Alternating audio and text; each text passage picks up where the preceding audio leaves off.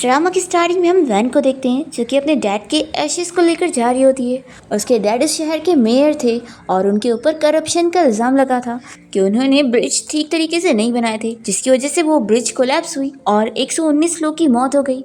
वो सारे लोग यहाँ पर वैन को ब्लेम करने लगते हैं कि उसके डैड बहुत ही शेमलेस मेयर थे, उन्होंने अपना काम ठीक से नहीं करे, इसलिए उनकी पूरी फैमिली को मर जाना चाहिए। सभी का ब्लेम सुनने के बाद वैन मरने का सोच लेती है और वो पानी में डूबने जा रही होती है, पर फिर उसे ख्याल आता है अपनी मॉम का। वैन के डैड की मौत के बाद अब उसकी पूरी फैमिली बैंकरप्ट हो चुकी थी और उसका घर भी सील कर दिया गया था। ये सब देखकर उसकी मॉम काफ़ी शॉक हो गई थी और वो अभी कोमा में है और डॉक्टर ने वैन को बताया है कि उसकी मॉम के ट्रीटमेंट के लिए अभी भी 20,000 उसे पे करने पड़ेंगे और उसके पास अब 1 हफ्ते का टाइम है। वो नहीं पे करेगी तो उसकी मॉम का इलाज रोक दिया जाएगा। फिर वैन डिसाइड करती है कि नहीं, मैं ऐसे मर नहीं सकती, मुझे अपनी मॉम के लिए स्ट्रांग बनना होगा। फिर वो एक वेट्रेस की जॉब पर लग जाती है और उसने डॉक्टर से 2 दिन का टाइम ली होती है पैसे भरने के लिए और वो अपने आप को समझाती है कि मैं ये काम कर सकती हूँ। फिर इसके बाद वो जैसे ही वाइन सर्व करने के लिए जाती है तो उसके पुराने क्लासमेट उसे देखते के साथ ही उसका मजाक उड़ाने लगते हैं। कहते हैं कि अरे ये तो वही फेमस मेयर की बेटी है ना, इसे क्या हो गया, ये वेट्रेस की जॉब कर रही है। ओह हाँ, इसके डैड ने तो कूद कर अपनी जान ले लिए थे और उनकी वजह से इतने सारे लोगों की मौत हुई थी और अब वो थोड़ी ना कोई मेयर है और ये बेचारी तो अब गरीब हो चुकी है। वैन इन लोग की बातों को इग्नोर करते हुए उनसे कहती है कि मैंने अपनी चीज़ें डिलीवर कर दी हूँ तो मैं जा रही हूँ। ये लोग उसे रोकने लगते हैं और कहते हैं कि क्यों ना तुम भी हमारे साथ एंजॉय करो। तो वैन नहीं मान रही होती है और वो जाने लगती है। तो उसकी पुरानी बेस्ट फ्रेंड लीना आकर उसे कहती है कि लगता है अब तुम बहुत ही गुस्से वाली हो गई हो। वैन कहती है कि याद करो कि स्कूल टाइम में तुम मेरे आसपास घुमा करती थी और तब तुम्हारी हालत ऐसी नहीं थी और तुम बोलो मत कि तुम्हारे डैड ने मेरे डैड को ट्रैप में फंसाया है और तुम लोगों की वजह से आज मेरी फैमिली की ये हालत है। तो फिर लिन कहती है कि तुम्हारे पास कोई प्रूफ नहीं है इसलिए तुम ये नहीं कह सकती। और हाँ, मैंने सुनी हो कि तुम्हारी मॉम कोमा में है और उन्हें पैसों की ज़रूरत है, तो ये लो मैं तुम्हें पैसे देती हूँ, तुम हमारे साथ यहाँ रात में एंजॉय करो और बदले में पैसे ले लो। तो वैन पैसे लेकर इस काम के लिए मान जाती है। फिर लिन कहती है कि चलो अब हम लोग एक एक्साइटिंग गेम खेलते हैं। अब ये बॉटल में घुमाऊंगी और ये जिसकी तरफ भी पॉइंट होगा वो अभी जो भी डोर से आने वाला पर्सन होगा उसे किस करेगा। फिर जैसे ये बॉटल घुमाती है तो ये बॉटल वैन की तरफ पॉइंट होती है और फिर सभी लोग उसे कहने लगते हैं कि अब बहुत ही मज़ा आने वाली है।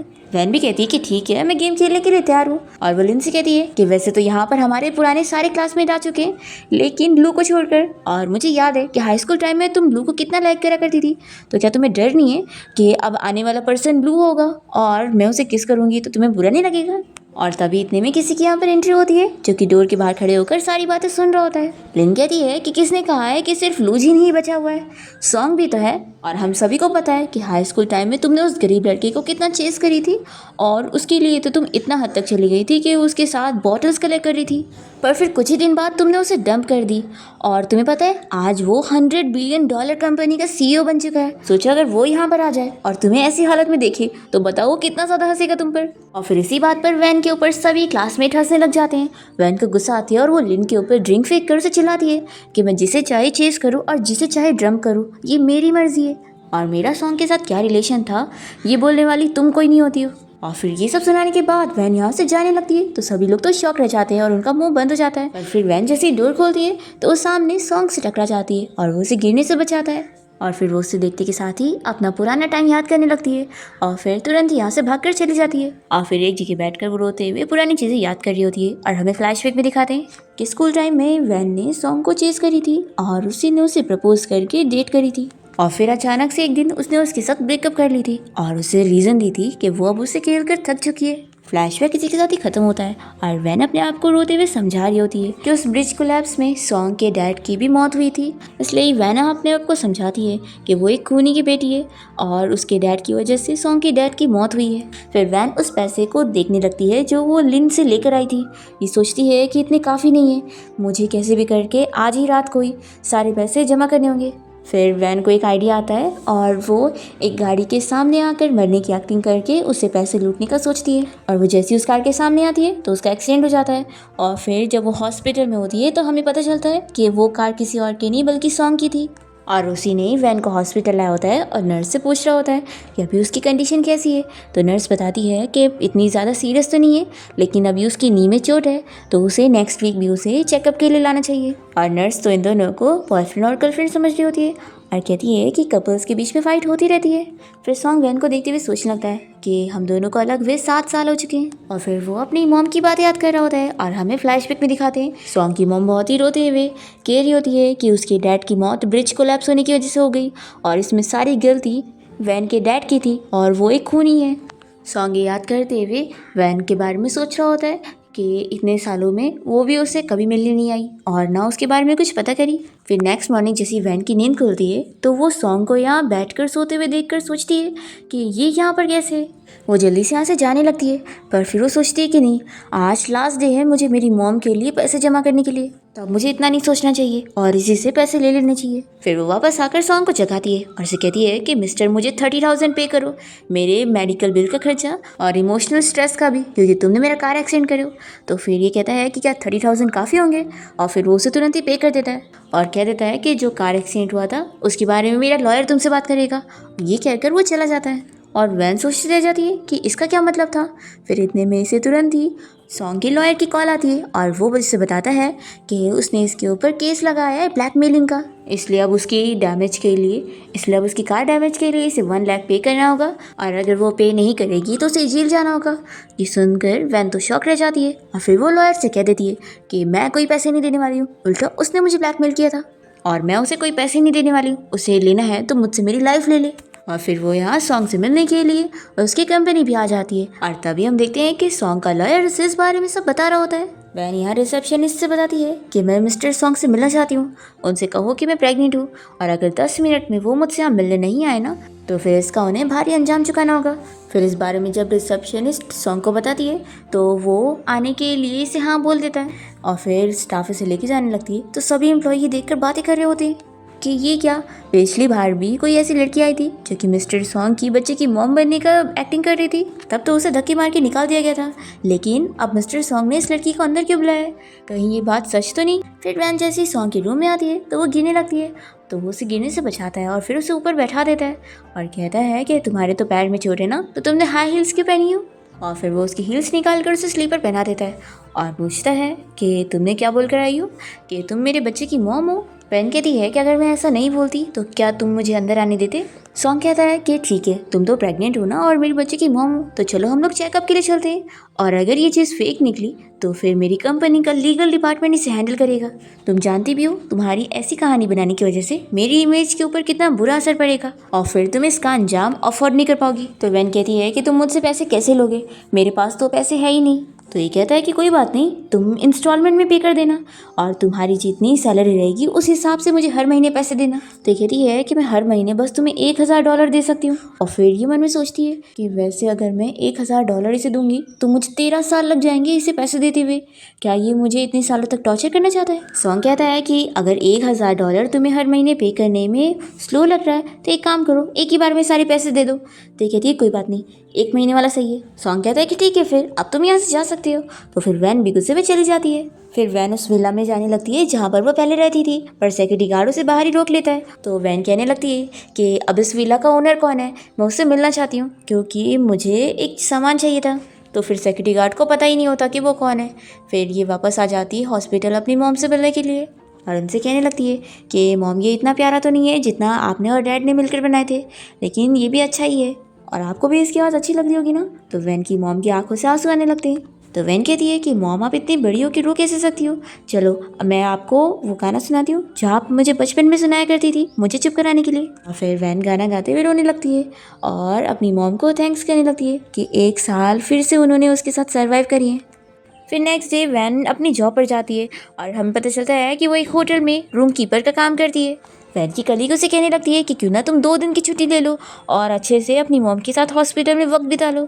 तो वैन कहती है कि नहीं, मैं छुट्टी नहीं ले सकती हूँ, मुझे जल्द से जल्द अपनी मॉम के इलाज का पैसा जमा करना है और ये 2 दिन की छुट्टी भी मुझ पर बहुत भारी पड़ जाएगी। तभी यहाँ पर वैन के कलीग्स आपस में एक मैगजीन को देखते हुए सॉन्ग की तारीफ कर रहे होते हैं कि ये मिस्टर सॉन्ग कितना ज़्यादा हैंडसम है और कितना रिच बिलियनर सीईओ है और बहुत ही कमाल का है। तो वैन को उसकी तारीफ सुनकर अच्छा नहीं लगता और वो कहती है कि तुम लोग क्या इसको फ़ोटो के बेस पर इसको इतना अच्छा समझ रहे हो, फ़ोटो में तो हर कोई अच्छा दिखता है और एक 70 साल की ओल्ड ग्रैनी भी टीनेज गर्ल की तरह दिखती है, तो क्या पता ये मिस्टर सॉन्ग भी मोटा सा गंदा सा बुढ़ा आदमी तरह दिखता होगा। तो फिर और ये सब बुराई करते हुए वैन तो सॉन्ग की फोटो पर कुछ भी ड्रॉ कर देती है और इन लोग को दिखाकर उसकी बुराई कर रही होती है। और इतने में सॉन्ग यहाँ होटल में आ जाता है और उसे देखते ही सभी आपस में बातें करने लगते हैं कि ये तो फोटो से भी ज़्यादा हैंडसम दिखता है। फिर मैनेजर तो सॉन्ग से कह रही होती है कि मिस्टर सॉन्ग, आपने यहाँ पर आने से पहले हमें बताया क्यों नहीं, हम खुद आपको बाहर पी करने जाते। सॉन्ग तो यहाँ वैन की तारीफ करने लगता है कि तुमने बहुत ही अच्छा ड्रॉ करी हो और यहाँ होटल के स्टाफ तो बहुत ही अच्छे, और फिर वो खुद ही अपने रूम में चला जाता है। तभी वैन की कलीग उसे पूछने लगती है कि वैन, तुम्हें देखकर तो लगता है कि तुम मिस्टर सॉन्ग से नफरत करती हो। तो ये कहती है कि हाँ, मैं नफरत करती हूँ। तो ये लोग पूछते हैं कि आखिर ऐसा क्यों, वो तो बहुत ही हैंडसम है। तो वैन कहती है कि किसी से भी नफरत करने के लिए कोई रीज़न ज़रूरी नहीं होता। तो ये लोग कहते हैं क्या सच में? तो वैन कहती है कि हाँ सच में। तभी वैन की मैनेजर कहने लगती है कि तुमने तो अभी हमारे होटल के मेजर क्लाइंट मिस्टर सॉन्ग को गुस्सा ही दिला दी होती, वो तो अच्छा हुआ कि उन्होंने गुस्सा नहीं करे। और फिर मैनेजर वैन को बताने लगती है कि वैसे मिस्टर सॉन्ग का ऑर्डर है कि वो ही उनकी रूम की कीपर होगी। तो वैन मना करने लग जाती है कि मुझे ये टॉर्चर नहीं सहना है। तो फिर मैनेजर कहती है कि तुम्हें अपनी मॉम की मेडिकल फीस भरना है ना अगले मंथ, अगर तुम मिस्टर सॉन्ग का काम करोगी ना तो तुम्हें ऊपर से टिप भी मिल जाएगी, तो ये तुम्हारे लिए अच्छा होगा। फिर वैन को मानना पड़ता है और वो सॉन्ग के रूम में चाय लेकर जाती है और देखती है कि वो बाथटब में नहा रहा है। फिर वो उसे बताने लगती है कि मिस्टर सॉन्ग, मैं आपकी रूम कीपर हूँ और अगर आपको कुछ भी काम होगा तो आप किसी भी वक्त मुझे कांटेक्ट कर सकते हैं। तो फिर सॉन्ग उसे काम देता है कि तुम मेरा सूटकेस पैक करो और साथ ही मेरे कंप्यूटर को चार्ज करो। तो वो तुरंत ही उसका काम कर देती है और फिर उसे चाय सर्व करने लगती है कि ये हमारे होटल की स्पेशल चाय। पर सॉन्ग इसे चाय नहीं लेता, बल्कि वो उसके हाथ लेकर उसे अपने आप को टच कराने लगता है। तो ये शॉक हो जाती है। फिर ये उसे उठाकर बेड पर लेटा देता है और कहता है कि तुम सभी के सामने क्या कह रही थी कि मैं इनफर्टाइल हूँ, तो चलो मैं तुम्हें दिखा देता हूँ। वैन कहती है कि छोड़ो मुझे, नहीं तो मैं तुम्हारे बारे में और रूमर फैलाऊंगी। और फिर वो चिल्लाने लग जाती है। तो ये जल्दी से उसे चुप कराने के लिए किस करने लगता है और मैनेजर यहाँ बाहर से इन लोग क्या सुन रही होती है। फिर वैन जल्दी से भागकर बाहर आ जाती है और अपनी मैनेजर फ्रेंड से बात करने लगती है और मैनेजर से पूछती है कि तुम मिस्टर सॉन्ग को पहले से जानती हो ना और तुम दोनों का रिलेशन था। तो फिर ये बताती है कि हाँ, लेकिन अब हम दोनों के बीच में कुछ भी नहीं है, ना वो मेरे बारे में कुछ फील करता है और ना मैं उसके बारे में। तो इसकी फ्रेंड कहती है कि ऐसा हो ही नहीं सकता, अगर वो तुम्हारे बारे में कुछ भी नहीं फील करता होता तो तुम्हें अपनी रूम की कीपर नहीं बनाता। और देखो अब तो तुम्हारी मॉम भी बीमार है और तुम्हें पैसों की ज़रूरत है, तो अगर तुम उसे फिर से डेट करोगी तो तुम्हें तो इतना काम करना ही नहीं पड़ेगा। तो वैन मन में सोच रही होती है कि आखिर कौन अपने डैड की खूनी की बेटी से प्यार करेगा। फिर वैन को लिन की कॉल आती है और वो इसे बताती है कि नेक्स्ट वीक ऑक्शन पार्टी है और वहाँ पर बहुत सारी वेटरेस की ज़रूरत है। तो मैंने जैसे ये सुनी तो मुझे तुम्हारा ख्याल आया, तो क्या बोलती हो, अगर तुम वहाँ पर वेटरेस का काम करोगी तो तुम्हें $3000 मिलेगा, वो भी सिर्फ 3 घंटे काम करने के लिए। तो बताओ तुम जाओगी कि नहीं, तुम तो बहुत ही प्रोफेशनल हो ना। तो फिर वैन हाँ बोल देती है। और फिर जब वो यहाँ पार्टी में ड्रिंक सर्व कर रही होती है तो उसे देखकर उसकी क्लासमेट चिढ़ रही होती है और लिन से कहती है कि आखिर तुमने मेरी मॉम की पार्टी में इसे यहाँ पर क्यों बुलाई हो, इसके तो कपड़े भी अच्छे नहीं लग रहे। तो लिन कहती है कि अरे ये हमारी पुरानी क्लासमेट है ना, तो हमें इसे काम देकर इसकी हेल्प करनी चाहिए। और वैसे जब लूजिन यहाँ पर आएगा और वैन को ऐसे वेटर्स की जॉब करते हुए देखेगा तो उसे कितना डिस्गस्टिंग फील होगा ना, क्योंकि वो हाई स्कूल टाइम में इसे परस्यू जो कर रहा था। तो फिर इसकी फ्रेंड खुश होती है और कहती है कि वैसे तुम बार बार इस वैन की फिक्र क्यों करती रहती हो, अब मेयर की बेटी तुम हो, वो नहीं। और मैंने सुनी है कि लूजिंग अब्रॉड से वापस तुमसे एंगेजमेंट करने के लिए आ रहा है, तो कॉन्ग्रेचुलेशन। तभी ये लोग देख लेते हैं कि लूजिंग यहाँ पर आ गया है, पर वो यहाँ पार्टी में आने के बजाय वैन के पीछे जाता है। तो ये देखकर तो लिन को गुस्सा आ जाती है। लूजिंग यहाँ वैन को रोक कर उसे कहने लगता है कि मैं तुमसे कितने टाइम बाद मिल रहा हूँ और मुझे तुम्हारी फैमिली के बारे में पता चला तो मुझे बहुत ही बुरा लगा। वैन कहती है कोई बात नहीं, वो सब अब पास्ट है। और वो जाने लगती है तो ये उसका हाथ पकड़ के रोकता है और कहता है कि क्या तुम बस मुझे अपना नंबर दे सकती हो, देखो मेरा ऐसा कोई मतलब नहीं है, मैं बस तुमसे कांटेक्ट में रहना चाहता हूँ। तो वैनी से कहती है कि मैं जानती हूँ कि तुम अब्रॉड से वापस लिन के साथ इंगेजमेंट करने आए हो और मैं तो तुम दोनों की शादी के लिए तुम्हें कॉन्ग्रेचुलेट करना चाहती हूँ। तो चलो अब तुम जल्दी से पार्टी में जाओ और यहाँ पर अपना टाइम मत वेस्ट करो। फिर लिन जल्दी से बाहर आकर लूजिन से कहने लगती है कि तुम यहाँ पर किससे बात कर रहे थे। तो ये कहता है कि बस एक फ्रेंड से, और वो अंदर चला जाता है इसका हाथ छुड़ाकर। तो इसे गुस्सा आती है और ये सोचती है कि ये वैन कितनी चालाक है, ऐसी बुरी हालत में भी वो किसी मैन को सेड्यूस कर लेती है। फिर ये अपने गार्ड को एक काम देती है और वो यहाँ वैन के पास जाकर उसे बताता है कि यहाँ पर वाइन ख़त्म हो गए तो चलो साथ लेने के लिए। फिर जैसे ही दोनों लिफ्ट में जा रहे होते हैं तो ये गार्ड तो वैन को बेहोश कर देता है। और फिर यहाँ पर हम देखते हैं कि ऑक्शन पार्टी स्टार्ट हो जाती है और एक नेकलेस के ऊपर बिडिंग लगने जाती है। तो सॉन्ग सबसे ज़्यादा अमाउंट यानी कि 800 मिलियन लगाकर इस नेकलेस को ख़रीद लेता है और यहाँ पर हम देखते हैं वैन को, जो कि कोल्ड स्टोर रूम में बंद होती है और उसकी हालत यहाँ बहुत ख़राब हो जाती है। और तभी यहाँ पर लिन आकर उसे बताने लगती है कि उसने उसे यहाँ पर बंद करवाई थी उसे सबक सिखाने के लिए कि आखिर वो कैसे लू को सेड्यूस कर सकती है। फिर इसे समझा देती है कि दोबारा लू जिन के नज़दीक जाने की सोचना भी मत, आज ये जो था ना ये लास्ट वार्निंग थी तुम्हारे लिए। ऐसा बोलकर ये जा रही होती है तो वैन इसके सर पर कांच की बॉटल मारती है और यहाँ से बाहर भाग जाती है।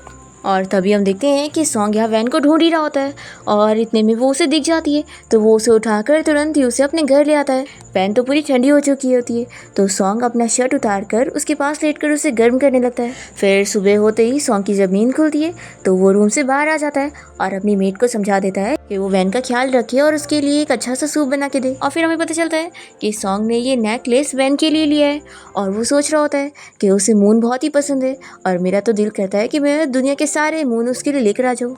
फिर वैन की जैसी नींद खुलती है तो वो एक मून वाली सामने पेंटिंग देखती है और फिर जैसी बाहर निकलती है तो मेरू से देखकर कहने लगते हैं कि रुको हम लोग मिस्टर सॉन्ग को बता देते हैं कि आप जाग गई हो। तो ये पूछती है कि क्या ये सॉन्ग का घर है और फिर सोचने लगती है कि मैं एक्सपेक्ट नहीं करी थी कि उसने अपने घर को इस तरीके से डेकोरेट किया होगा। फिर वो कहती है कि कोई बात नहीं, मिस्टर सॉन्ग को बताने की ज़रूरत नहीं है, मैं वैसे भी अपने घर जा रही हूँ। और वो जल्दी से यहाँ से चली जाती है। तभी सॉन्ग ऊपर से उसे जाते हुए देख रहा होता है और सोचता है कि लगता है उसे ये स्टाइल पसंद नहीं आया।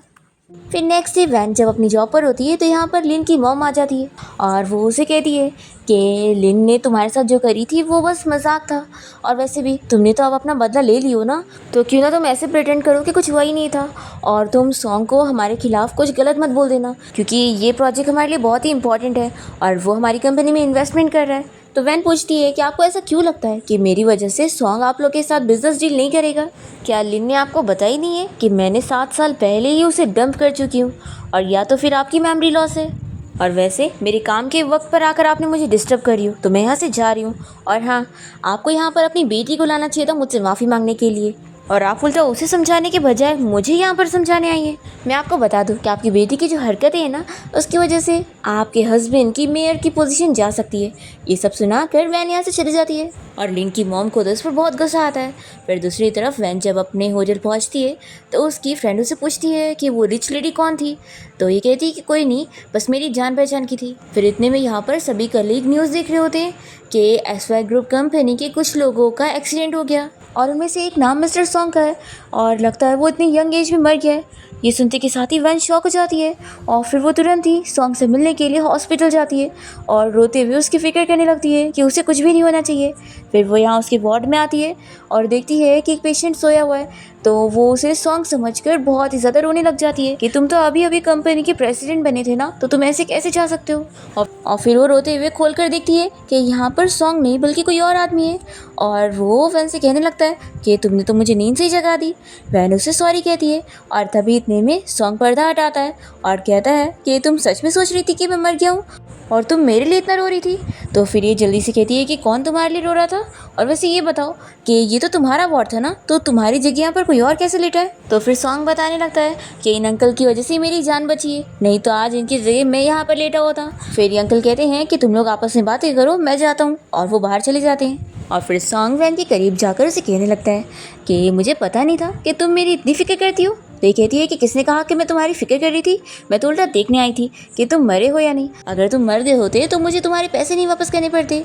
तो ये कहता है कि फिर तो तुम्हारी उम्मीदों पर पानी फिर गया ना, क्योंकि मैं तो जिंदा हूँ। और फिर सॉन्ग वैन को किस करने लग जाता है, तभी वो उसे दूर करती है और उसकी चोट पर हाथ मार देती है। तो ये कहता है कि देखो अब तुम्हारी वजह से दर्द हो रहा है तो अब तुम्हें इसकी रिस्पॉन्सिबिलिटी लेनी पड़ेगी। तो ये कहती है कि ठीक है, मैं मेडिसिन चेंज कर देती हूँ। और फिर वो उसका बैंडेज चेंज करने के लिए जैसी जाती है तो देखती है कि उसने पूरा शर्ट खोल कर बैठा होता है। तो ये कहती है कि ये क्या हाल है, मैं ऐसे नहीं करूँगी, रुको मैं नर्स को बुला देती हूँ। तो ये कहता है कि अगर तुम मेरी बैंडेज चेंज करोगी ना तो मैं तुमसे कोई पैसे नहीं लूँगा और हमारा हिसाब बराबर हो जाएगा। तो ये तो बहुत ही खुश हो जाती है और फिर तुरंत ही उसकी बैंडेज चेंज करती है। फिर ये कहता है कि चलो अब मेरी ड्रेस पहनने में भी हेल्प कर दो, क्योंकि आज मुझे एक पार्टी में जाना है और अब मैं अपना हाथ थोड़ी ना यूज़ कर पाऊंगा। तो पहले तो वैन नहीं मान रही होती है और कहती है कि तुम क्या कहीं के राजा हो जो मुझे ऑर्डर दे रहे हो। तो ये कहता है कि भूलो मत कि तुम ही मेरी रूम कीपर हो और वैसे तुम अगर मेरी हेल्प करोगी तो मैं तुम्हें 10,000 और दूंगा।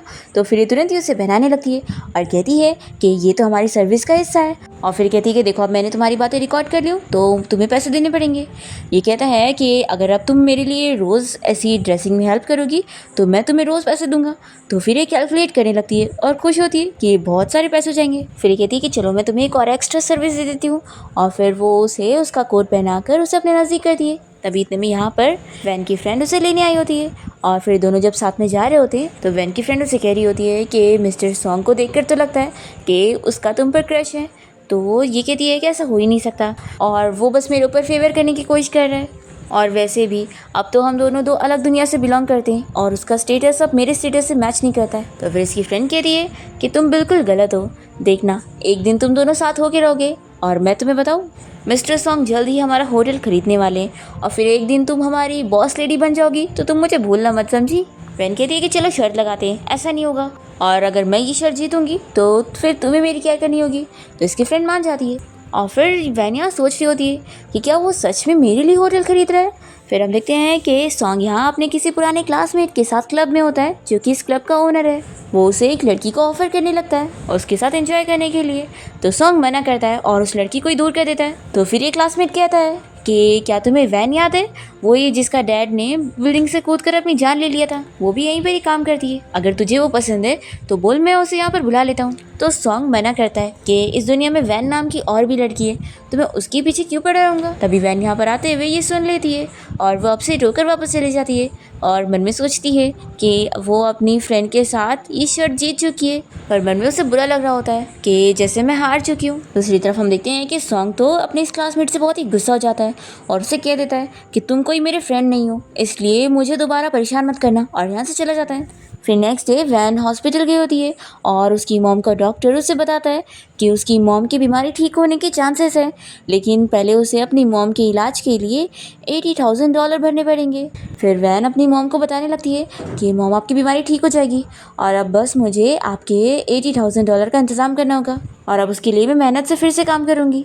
फिर तभी इतने में वैन को बाहर से किसी की आवाज़ आती है, और वो जाकर देखती है कि एक बच्ची यहाँ बेहोश हो गई है, और नर्स वैन को इस बारे में बताती है कि इस बच्ची का ब्लड जो है वो रेयर है, और हॉस्पिटल में वो ब्लड ख़त्म हो गया है। तो जैसी वैन को ये पता लगता है तो वो बताती है कि मेरा ब्लड भी यही है, तो मैं इसे ब्लड डोनेट कर देती हूँ। फिर वैन जब उस बच्ची को ब्लड डोनेट कर देती है तो उस बच्ची की जान बच जाती है, और तभी यहाँ पर उस बच्ची का डैड आया होता है, और वो वैन को गिरने से बचाता है, और फिर उसे थैंक्स करने लगता है कि तुम्हारी वजह से मेरी बेटी की जान बची है, और फिर वो उसे बदले में थैंक्स करने के लिए कुछ पैसों का चेक दे रहा होता है। वैन मना करने लगती है कि नहीं नहीं, मैंने पैसे के लिए थोड़ी ना बच्ची की हेल्प करी थी। तो ये कहता है कि मैं जानता हूँ कि तुमने पैसे के लिए नहीं करी होंगी, लेकिन तुम बहुत ही अच्छी हो, और तुमने मेरी इतनी बड़ी हेल्प करी हो मेरी बेटी की जान बचाकर, तो ये पैसे मेरी तरफ से ले लो। और मैंने सुना हूँ कि तुम्हारी मॉम भी यहाँ हॉस्पिटल में है और उन्हें इलाज के पैसे चाहिए, तो क्यों ना तुम ये पैसे रख लो। तो फिर वैन ये पैसे लेने का सोच लेती है, और तुरंत ही उसे एक नोट पर लिख के देती है कि ये पैसे वो उधार ले रही है, और एक दिन उसके पास जब पैसे आ जाएंगे तो वो वापस कर देगी। तो ये कहने लगता है कि मैं कोई तुम्हें उधार पे नहीं दे रहा हूँ। तो वैन कहती है कि अगर आप फिर उधार पे नहीं देंगे तो मैं ये पैसे नहीं लूँगी। तो फिर ये आदमी मान जाता है। फिर इसके बाद वैन जब अपनी जॉब पर होती है तो यहाँ पर उसके लिए फ्लावर्स आते हैं, और उसकी फ्रेंड उससे पूछने लगती है कि ये अब तुम्हें किसने भेजा है, अब तुम्हें कौन चेज़ कर रहा है। तो फिर वैन बताती है कि लास्ट टाइम मैं जब हॉस्पिटल गई थी तो मैंने एक बच्ची को ब्लड डोनेट करी थी, तो उसके डैड ने मुझे फ्लावर्स भेजा है। इसकी फ्रेंड कहती है कि लगता है वो एक ही बार तुमसे मिलकर तुम्हारे प्यार में पागल हो गया है, और कहीं ऐसा तो नहीं कि वो बस अपनी बच्ची के लिए खून का इंतज़ाम कर रहा है तुम्हारा यूज़ करके। तो ये कहती है कि अगर खून के लिए भी कर रहा है तो भी क्या हुआ, मुझे अभी अपनी मॉम के लिए पैसों की ज़रूरत है, और मेरे लिए अभी सबसे इम्पॉर्टेंट है मेरी मॉम की जान बचाना। और फिर वैन अपनी फ्रेंड को बताती है कि अब मैं अपनी नेक्स्ट पार्ट टाइम जॉब के लिए जा रही हूँ। फिर हम देखते हैं कि वैन कहीं और वेट्रेस की जॉब करने की होती है, और तभी से यहाँ पर सॉन्ग की मॉम मिल जाती है, जो कि यहाँ पर अपना प्राइवेट रूम ढूंढ नहीं पा रही होती है क्योंकि वो एक्चुअल में ब्लाइंड है। तो वैन सॉन्ग की मॉम की हेल्प करती है उनके रूम तक उन्हें पहुँचाने में, और यहाँ पर सॉन्ग की मॉम के सारे रिलेटिव्स आए होते हैं, और साथ ही में उनकी फ्यूचर डॉटर इन लॉ भी, और उस लड़की का नाम मिंग होता है। और सॉन्ग की मॉम उस लड़की से बहुत ज़्यादा खुश होती है, और फिर ये लड़की यहाँ पर सॉन्ग को कॉल करके यहाँ पे बुलाने लगती है कि सभी यहाँ पर तुम्हारा वेट कर रहे हैं। तो फिर सॉन्ग भी यहाँ पर पहुँच जाता है, और इसे देखकर वैन तो अपसेट हो जाती है और सोचती है कि उसके पास पहले से फियांसी है। फिर हम देखते हैं कि वैन के यहाँ से जाने के बाद सॉन्ग यहाँ पर मिंग को अपने आप से दूर कर रहा होता है, और उसे कहता है कि तुम आखिर कब से मेरी फियांसी बन गई। फिर वो सभी के सामने एक्सप्लेन करता है कि ये कोई मेरी फियांसी नहीं है, और वो मिंग से भी कह देता है कि तुम्हारा बहुत थैंक यू कि तुमने मेरी मॉम का ख्याल रखी, लेकिन इसका ये मतलब नहीं है कि तुम मेरी फियांसी बन जाओगी, और हाँ, आगे से मेरी कोई फियांसी होगी भी तो वो तुम नहीं होंगी, और फिक्र मत करो, आज का जो बिल है वो मैं भर दूंगा। और फिर वो अपनी मॉम को ख्याल रखने का बोलकर यहाँ से चला जाता है। और फिर जैसे ही बाहर आता है तो इसे वैन का मैसेज आता है, और वो इसे कहती है कि तुम्हारे पास पहले से ही फियांसी है ना, और तुम्हारी नज़र में मैं तो बस एक नॉर्मल सी लड़की हूँ जिसकी कोई वैल्यू नहीं है। फिक्र मत करो, मैंने तुम्हारे 1 लाख तुम्हें रिटर्न कर दी हूँ, इसलिए अब तुम मेरी लाइफ में दोबारा मुझे परेशान मत करना। जैसे ही सॉन्ग ये मैसेज देखता है तो वो यहाँ की वेट्रेस से पूछने लगता है कि क्या यहाँ कोई वैन नाम की लड़की भी काम करती है। तो फिर वेट्रेस बताती है कि हाँ, और वो अभी छुट्टी लेकर घर गई है। जैसे ही सॉन्ग ये सुनता है तो वो वैन को बाहर किसी कार में बैठकर जाते हुए देख लेता है और सोचता है कि ये तो मिस्टर शू की कार है, और वैन ने अब मुझे अपने 1 लाख भी वापस कर दिए, तो इसका मतलब है कि वो मिस्टर शू को डेट कर रही है। फिर कार से जाते वक्त मिस्टर शू यहाँ वैन से कह रहा होता है कि क्या तुम श्योर हो कि तुम सच में मेरे प्रपोजल को एक्सेप्ट कर रही हो। तो ये हाँ बोलती है और कहती है कि वैसे क्या उसने अपना प्रपोजल अपनी बेटी की वजह से ही भेजा था। तो ये कहता है कि वो भी एक रीज़न है, लेकिन एक रीज़न ये भी है कि मैं तुम्हें लाइक करने लग गया हूँ क्योंकि तुम बहुत ही अच्छी लड़की हो और तुमने बिना कोई मतलब के मेरी बेटी की जान बचाई थी। इसलिए देखो, मैं तुम्हें अपना जवाब इसी वक्त देने के लिए नहीं बोल रहा हूँ, तुम आराम से अपना जवाब देना। फिर हम देखते हैं कि वैन अपने घर आ जाती है और वो इसी बारे में याद कर रही होती है कि सॉन्ग की मॉम ने पहले ही किसी डॉटर इन लॉ को चुन के रखी है और वही सॉन्ग की फियांसी है।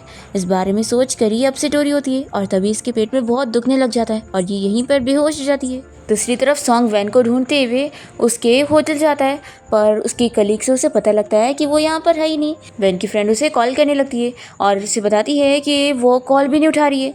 फिर ये तुरंत ही अपने किसी फ्रेंड को उसका लोकेशन पता करने के लिए बोलता है और फिर वो वैन के घर पहुँच जाता है और दरवाज़ा नॉक करता है, पर वो खोलती ही नहीं है। तो फिर ये कोई पासवर्ड ट्राई करता है और दरवाज़ा खुल जाता है और फिर सॉन्ग अंदर आकर वैन को ऐसे बेहोश देखकर जल्दी से उसे उठा के हॉस्पिटल ले जाता है। और फिर जैसे ही यहाँ वैन को होश आता है तो वो कहने लगती है कि मैं यहाँ हॉस्पिटल में क्यों हूँ और क्या यहाँ तुमने मुझे लेकर आए हो। तो ये कहता है कि एक तो मैंने तुम्हारी हेल्प की, तुम्हारी जान बचाकर, और तुम मुझे ही ब्लेम कर रही हो। तो ये कहती है कि मैं जी या मरूँ इससे तुम्हारा कोई लेना देना नहीं है, और वैसे ये बताओ कि मेरी सिस्टर घर पे थी, उसका क्या किया तुमने। तो ये कहता है कि तुम्हारी तो कोई सिस्टर ही नहीं है। तो ये कहती है कि मैं अपनी कैट की बात कर रही हूँ। तो फिर सॉन्ग बताता है कि उसे मैंने अपने घर पे रख कर आया हूँ। फिर वैन गुस्सा होने लग जाती है और दूसरी तरफ फेस करके लेट जाती है। फिर ये उसे पूछता है कि क्या तुमने सच में किसी को खून देने के लिए अपने आप को बेच चुकी हो। तो फिर ये कहती है कि जब तुम्हारे पास पहले से फियांसी है तो तुम मुझे क्यों परेशान कर रहे हो। देखो, अब हम दोनों के बीच में कोई रिलेशन नहीं है और अब तुम पहले से इंगेज्ड हो, तो अच्छा रहेगा ना कि हम दोनों एक दूसरे से दूर रहें। इसलिए मैं अपना ब्लड बेचूँ या अपनी किडनी बेचूँ, इससे तुम्हारा कोई लेना देना नहीं है। तो सॉन्ग कहता है कि तुम्हें क्या लगता है, अगर मुझे तुम्हें परेशान करना होता ना तो मेरे पास कई रास्ते हैं, और मैं तुम्हें याद दिला दूं कि मेरी कार का एक्सीडेंट तुमने करी थी और 7 साल पहले भी तुमने ही पहले मुझे चेस करी थी, इसलिए मैंने नहीं बल्कि तुमने मुझे परेशान कर रखी हो। ऐसा बोलकर ये गुस्से में चला जाता है। फिर नेक्स्ट मॉर्निंग वैन को नर्स बताने लगती है कि तुम्हारा बॉयफ्रेंड बहुत ही अच्छा है, यहाँ हॉस्पिटल का खाना वो तुम्हें देने के बजाय अपने हाथों का बनाया हुआ खाना यहाँ पर तुम्हारे लिए लेकर आया है। तो वैन बताती है कि वो मेरा बॉयफ्रेंड नहीं है। तो फिर नर्स कहती है कि लगता है तुम दोनों के बीच में झगड़ा हो गया है, तो फिर जल्दी से सॉल्व कर लो। तभी इतने में यहाँ पर सॉन्ग आ जाता है। तो वैन कहती है कि तुम अभी तक यहाँ से गए नहीं, क्या तुम्हें डर नहीं है कि तुम्हारी फियांसी को इस बात से बुरा लगेगा कि तुम रात भर उसे छोड़कर कहीं और थे। तो फिर ये बताता है कि मिंग मेरी फियांसी नहीं है और तुम सब गलत सोच रही हो, पर वैन इसकी बात नहीं मान रही होती है। तो ये कहता है कि मैं ऐसा क्या करूँ कि तुम मेरी बात पर यकीन करो। तो वैन कहती है कि तुम्हें कुछ भी करने की ज़रूरत नहीं है, तुम अपनी फियांसी के पास जाओ, और वैसे भी मैंने भी मिस्टर शू के प्रपोजल को हाँ बोल चुकी हूँ। तो फिर ये सुनने के बाद सॉन्ग यहाँ से गुस्से में चला जाता है। फिर इसके बाद हम देखते हैं कि वैन अपने घर पर होती है और तभी उसे मिस्टर शू की कॉल आती है और वो इसे बताता है कि कुछ दिन बाद उसके ग्रैंडपा की बर्थडे पार्टी है और उसमें वो वैन को अपने साथ अपनी डेट बनाकर लेके जाना चाहता है। तो वैन इसके लिए हाँ बोल देती है और फिर वो मिस्टर शू के साथ पार्टी में जब पहुंचती है तो यहाँ पर लिली से देखते के साथ ही उसे चिल्लाने लगती है कि तुम कितनी चालाक हुआ, तुमने इतनी जल्दी अब किसी और मैन को फंसा ली हो और अब तुम मिस्टर शू के साथ घूम रही हो और उसकी बच्चे की स्टेप मदर भी बन चुकी हो। वैन कहती है कि तुम्हें क्यों इतना बुरा लग रहा है जैसे कि मैं तुम्हारी स्टेप मदर बन रही हूँ, और लगता है लास्ट टाइम मैंने जो तुम्हें सबक सिखाई थी वो तुम्हारे लिए काफ़ी नहीं था। तो लिन कहती है कि तुम्हें तो मैं बाद में देख लूँगी, और वो यहाँ से चली जाती है। और फिर मिस्टर शू वैन को लेकर अपने ग्रैंडपा से मिलवाता है और बताता है कि ये मेरी गर्लफ्रेंड है। तो यहाँ पर हम देखते हैं कि सॉन्ग भी बैठा होता है और वो इन दोनों को ऐसे साथ देखकर बहुत ही गुस्सा होने लगता है और वो अपने हाथ से ही वाइन का ग्लास फोड़ देता है। फिर इसके बाद हम देखते हैं कि मिस्टर शू वैन को उसके घर तक छोड़ने जाता है और तभी वैन पीछे वाली कार में सॉन्ग को देख लेती है और फिर मिस्टर शू से कहने लगती है कि क्या आप मेरे साथ मेरे घर तक चलोगे? कोई है जो मेरे पीछे पड़ा हुआ है और मैं उसे दिखाने के लिए आपको साथ में एक्ट करने के लिए बोल रही हूँ। फिर मिस्टर शू मान जाता है और वैन उसे अपने घर तक लेके जाती है और विंडो की लाइट चालू करके वो उसके साथ बातें करके यहाँ सॉन्ग को दिखा रही होती है और सॉन्ग सच में यहाँ बहुत ही गुस्सा होने लगता है और वो गुस्से में मिस्टर शू की कार को ही हिट कर देता है। और फिर ये देखकर वैन यहाँ कर इसे चिल्लाती है कि क्या तुम पागल हो चुके हो? तो सॉन्ग कहता है कि क्या तुमने इस मिस्टर शू को बताई हो कि मेरा और तुम्हारा क्या रिलेशन रह चुका है? और फिर सॉन्ग शू को ये बताने लगता है कि मैं इसके बहुत ही करीब हूँ और मैं ये तक जानता हूँ कि उसके पैर में तिल है। वैन ये सुनकर शॉक रह जाती है कि कुछ भी कहे जा रहा है और फिर सॉन्ग तो वैन को लेकर उसके साथ उसके घर में जाता है और उसे किस करने लगता है। तो वैन इसे थप्पड़ लगाती है और कहती है कि मैं अच्छी तरीके से जानती हूँ कि तुम बस मेरे साथ नाइट स्पेंड करना चाहते हो। तो ये कहता है कि ठीक है, मान लिया कि मैं ये करना चाहता हूँ। तो वो मिस्टर शू भी यही चाहता है। तो ये कहती है कि लेकिन उसके साथ मैं अपनी मर्ज़ी से हूँ और उसने अभी तक मेरे साथ ऐसा कुछ भी नहीं किया। तो फिर सॉन्ग कहने लगता है कि आखिर तुम मेरे साथ ऐसा क्यों कर रही हो? तुम्हें पैसे चाहिए ना? तो ठीक है, मैं तुम्हें 1 मिलियन देता हूँ। ये सुनकर वैन कहती है कि तुम्हारी नज़रों में मैं ऐसे टाइप की हूँ जो पैसों के लिए कुछ भी करूँगी? अगर ऐसा ही करना होता ना तो मैं इतनी मेहनत से काम नहीं करती। और वो रोने लग जाती है। तो फिर सॉन्ग भी यहाँ नीचे बैठकर वैन को मनाने लगता है और उसे बताता है कि वो करोड़ों में उसके लिए एक है और उसने उसे ढूंढने के लिए कितनी सारी वैन नाम की लड़कियों को सर्च किया था, तब जाकर उसे वो मिल पाई थी वापस से। सॉन्ग रोते हुए कहने लगता है कि प्लीज़ तुम मुझसे शादी कर लो और चाहे ये सिर्फ 6 महीने के लिए सही। तो फिर वैन मान जाती है और फिर नेक्स्ट डे ये दोनों अपना कोर्ट में जाके मैरिज सर्टिफिकेट ले लेते हैं। वैन कहती है कि मैंने सच में तुमसे शादी कर ली हूँ। तो ये कहता है कि अब तुम रिग्रेट नहीं कर सकती। फिर ये कहती है कि वैसे तो हमारी सिर्फ 6 महीने की कॉन्ट्रैक्ट मैरिज है, लेकिन मैं फिर भी तुम्हें अपनी कंडीशंस बताना चाहती हूँ। और फिर वैन कहती है कि पहली तो मेरी शर्त ये है कि हम दोनों की मैरिज सीक्रेट होगी ताकि हमें आगे चल के कोई प्रॉब्लम ना हो, और दूसरी ये कि जिस तुमने मुझसे प्रॉमिस करा है कि तुम मुझे पैसे देने वाले हो, तो अब हमारी शादी हो चुकी है तो तुम्हें कुछ पैसे अभी मुझे दे देने चाहिए, मुझे अपनी मॉम के लिए फ़ीस भरनी है। तो फिर ये कहता है कि बस इतनी सी शर्त है। फिर ये से बताता है कि मैंने जो 2 बिलियन तुम्हें देने का वादा करा हूँ वो तुम्हारी ब्राइड प्राइस है और मैंने अपने असिस्टेंट से ऑलरेडी बोलकर तुम्हारे अकाउंट में वो ट्रांसफ़र करवा चुका हूँ। और फिर वो उसे ब्राइड प्राइस की और चीज़ें देने लगता है, जिसमें से एक वो कार्ड देता है कि इसमें वो कितना भी खर्चा कर सकती है, ये अनलिमिटेड कार्ड है। और साथ ही वो उसे एक कार की चाबी देने लगता है और ये भी बताता है कि डिवोर्स के बाद उसकी कंपनी के जो आधे शेयर्स रहेंगे वो भी वैन के हो जाएंगे। तो ये सब सुनकर वो मना करने लगती है कि मुझे इतना सब कुछ नहीं चाहिए। ये उसे कार्ड वापस करता है और कहता है कि मैं तुम्हें ये सब देखकर ये जताना चाहता हूँ कि मेरे से शादी करने के बाद तुम्हें कोई भी कमी नहीं होगी। फिर नेक्स्ट सीन में हम देखते हैं कि वैन और सॉन्ग की वेडिंग हो रही होती है और जब दोनों किस कर रहे होते हैं तो हमें पता लगता है कि वैन तो ये सपना देख रही थी और वो सॉन्ग के हाथ को पकड़ के किस कर रही होती है और उसे जैसी होश आता है तो उसे बहुत ही एम्बैरेसिंग फील होता है कि ये कैसा सपना मैं देख सकती हूँ। फिर फ्लैशबैक में हमें दिखाते हैं कि वैन सॉन्ग के घर पे रहने के लिए आ गई होती है और मेड उसे इसका नाइट ड्रेस ला कर देती है और बताती है कि ये मिस्टर सॉन्ग ने आपके लिए स्पेशली प्रिपेयर करे हैं। फिर सॉन्ग ये नाइट ड्रेस पहनने के बाद सोचती है कि मैं इतना नर्वस क्यों हो रही हूँ, आखिर आज हमारी वेडिंग नाइट है। फिर फ्लैशबैक यहाँ पर ख़त्म होता है और सॉन्ग इसे कहने लगता है कि क्या हुआ, तुम तो बहुत ही नर्वस हो। तो वैन कहती है कि मैं तो नहीं हूँ, लगता है तुम हो। फिर दोनों ही किस करने लगते हैं और साथ ही नाइट स्पेंड करते हैं।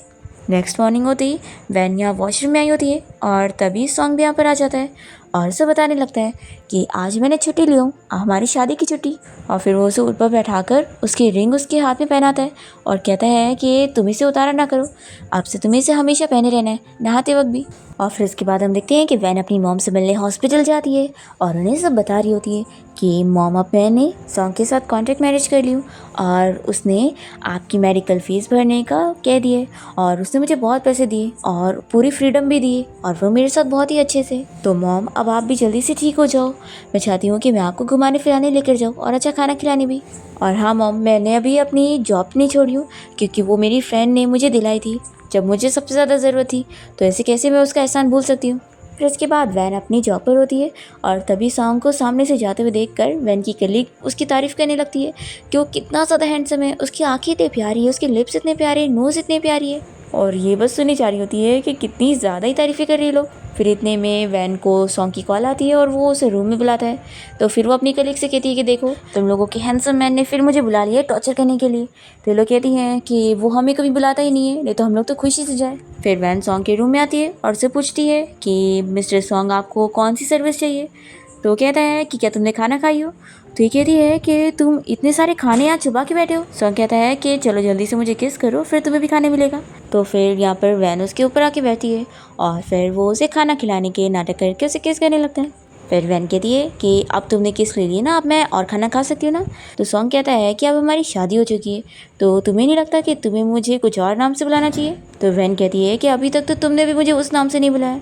तो फिर सॉन्ग सबसे पहले वैन को वाइफ कहता है, तो फिर ये भी उसे हस्बैंड कहती है और दोनों ही बहुत ही शाय हो रहे होते हैं। फिर वैन को उसकी मॉम की डॉक्टर की कॉल आती है, तो वो तुरंत हॉस्पिटल पहुंचती है और यहाँ पर उसका डॉक्टर उसे बताता है कि अब उसकी मॉम की ट्रीटमेंट के लिए एक अब्रॉड से डॉक्टर आई है और ये उसकी मॉम का इलाज करेगी। और इस डॉक्टर का नाम डॉक्टर सूजी है और ये कोई और नहीं बल्कि सॉन्ग की बहन होती है। और वो तो वैन को देखकर बहुत ही खुश होने लगती है और वैन को बताती है कि उसकी मॉम के ठीक होने की चांसेस बहुत ही ज़्यादा है। तो वैन तो खुश जाती है और फिर सूजी अपने भाई को कॉल करके उसे कहती है कि भाई, मैं अच्छी तरीके से जानती हूँ कि आप वैन को लाइक करते हो और मुझे वैन मिल गई है। वैसे तो मॉम ने जो लड़की ढूंढी है मिंग, वो भी बहुत ही अच्छी है, लेकिन अब आपको नहीं पसंद है तो आपको अपनी पसंद की लड़की से शादी करनी चाहिए और मैं आपको सपोर्ट करूँगी। फिर हम देखते हैं कि आज सॉन्ग की मॉम का बर्थडे होता है और इन लोग के घर पे मिंग भी आ जाती है और कहने लगती है कि आंटी का बर्थडे है तो मैं भी सेलिब्रेट करना चाहती हूँ। तभी हम देखते हैं कि कोई डोरबेल बजाता है और जब सॉन्ग जाके दरवाज़ा खोलता है तो देखता है कि वैन यहाँ पर आई है और वैन यहाँ मिंग को देखकर शॉक हो जाती है और सॉन्ग से गुस्सा हो जाती है कि अच्छा तो तुम यहाँ पर इसके साथ अपनी मॉम को बर्थडे बना रहे हो। वो गुस्से में चली जाती है तो सॉन्ग भी उसके पीछे जाता है उसे मनाने के लिए और वो उसे समझाने लगता है कि जैसा तुमने देखी हो वैसा कुछ भी नहीं हो रहा था। पर फिर भी वैन इसकी बात पर यकीन नहीं करती और गुस्से में चली जाती है और फिर वो एक बार जाके ड्रिंक कर रही होती है और तभी यहाँ पर इस क्लब का ओनर यानी कि उसका पुराना क्लासमेट उसे तंग करने लगता है। पर तभी यहाँ लूजिन पहुँचकर वैन की हेल्प करता है, पर वैन इससे भी अपना हाथ छुड़ाकर यहाँ से चली जाती है और जब वो रोड पर चल रही होती है तभी यहाँ पर इसे कुछ गुंडे किडनैप करके लेके जाते हैं और इन गुंडों को ऑर्डर देने वाली कोई और नहीं लीन होती है और वो वैन से कहती है कि आज मैं तुम्हें छोड़ूंगी नहीं, तुम्हारी वजह से अभी तक लूजिन तुम्हारे पीछे लगा हुआ है और वो मुझे एक्सेप्ट कर ही नहीं पा रहा है, तो अब तुम बचोगी ही नहीं। तो वैन उसे याद दिलाने लगती है कि तुम मेरे साथ ऐसे कैसे कर सकती हो, तुम मेरी बेस्ट फ्रेंड हुआ करती थी। तो फिर लिनी से सब बताती है कि मैंने तुमसे फ्रेंडशिप सिर्फ इसलिए करी थी क्योंकि लूजिन तुम में इंटरेस्टेड था और मैं तुमसे फ्रेंडशिप करके लूजिन के नज़दीक आना चाहती थी। और मैं तुम्हें बताऊँ, मेरे डैड ने तुम्हारे डैड को मारा है, पर फिर भी मुझे समझ नहीं आता कि तुम्हारा सब कुछ छीनने के बाद भी सब कोई अभी भी तुम्हें क्यों चाह रहा है और मुझे क्यों नहीं। तो फिर वैन इसके ऊपर हंसने लग जाती है कि सच में तुम कितनी बेचारी हो और आज तुमने मुझे खुद ही बता दी कि मेरे डैड को मारने के पीछे तुम्हारे डैड का हाथ था। तो लिन कहती है कि जान गई हो तो भी क्या फ़ायदा, अब तुम बचोगी नहीं और तुम भी अपने डैड के पास पहुंचोगी। पर फिर तभी हम देखते हैं कि सॉन्ग यहाँ पर वैन को ढूंढते हुए पहुंच जाता है और वो लिन को बता देता है कि उसने उसके डैड के खिलाफ सारे एविडेंस पहले से ही ढूंढ चुका था और अब तक तो पुलिस उसके डैड को अरेस्ट करके लेके जा चुकी होगी। लिन ये सुनकर शॉक रह जाती है और फिर सॉन्ग यहाँ से वैन को अपने साथ ले जाते हुए उसे सारी चीज़ें क्लियर कर रहा होता है और उसे बताता है कि वो 7 साल से उसे दूर था तो क्या हुआ, वो उसके डैड का नेम क्लियर करने में उसकी हेल्प कर रहा था और अब उसने उसके डैड की इनोसेंस के बारे में सारे एविडेंस ढूंढ लिए है और लिन के डैड के खिलाफ कंप्लेन भी फाइल कर चुका है कि इन सारी चीज़ों के पीछे लिन के डैड का हाथ था और उन्होंने उसके डैड को झूठे इल्ज़ाम में फंसाया और के डैड की वजह से वो ब्रिज कोलैप्स नहीं हुआ था और ये सब उनके ऊपर गलत इल्ज़ाम था। और यहाँ सॉन्ग वैन को ये भी क्लियर करता है कि उसका मिंग के साथ भी ऐसा कोई रिलेशन नहीं है जैसा वो सोच रही है। तो फिर वैन मान जाती है कि वो सॉन्ग के साथ ही हमेशा रहेगी और फिर ये इसे अपने साथ लेकर अपनी मॉम से मिलवाने जाता है। पर सॉन्ग की मॉम तो वैन से शादी करने के लिए उसे मना करने लगती है कि उसके डैड की वजह से उसके डैड मरे थे। तो फिर सॉन्ग अपनी मॉम से क्लियर करने लगता है कि उसके डैड ने कुछ भी नहीं करे और उनके ऊपर तो झूठा इल्ज़ाम लगा था। तो भी सॉन्ग की मॉम मानने के लिए तैयार नहीं होती और वो यहाँ बीमार हो जाती है और बेहोश हो जाती है। और फिर इसके बाद सॉन्ग की मॉम यहाँ ऑपरेशन थिएटर में होती है और ये लोग बाहर उनकी बहुत फिक्र कर रहे होते हैं। तभी यहाँ पर मिंग भी आ जाती है और इन लोग को संभालने लगती है कि तुम लोग अपसेट मत हो। तभी ये सब देखते हुए सॉन्ग सोचती है कि सब मेरी गलती है, मेरी गलती की वजह से सॉन्ग की मॉम की आज ये हालत हो गई और शायद मिंग ही इसके लिए सूटेबल रहेगी। यही सोचकर सॉन्ग यहाँ से चली जाती है और फिर हम देखते हैं कि डॉक्टर बाहर आकर बताता है कि अब सॉन्ग की मॉम ठीक है और उनकी सर्जरी सक्सेस गई है। फिर उन्हें होश भी आ जाता है और फिर सूजी और सॉन्ग मिलकर अपनी मॉम को मनाने लगते हैं कि वैन एक अच्छी लड़की है और उसके डैड ने तो कुछ करे ही नहीं थे, तो फिर आखिर अभी तक वो उन्हें कैसे ब्लेम कर सकती हैं।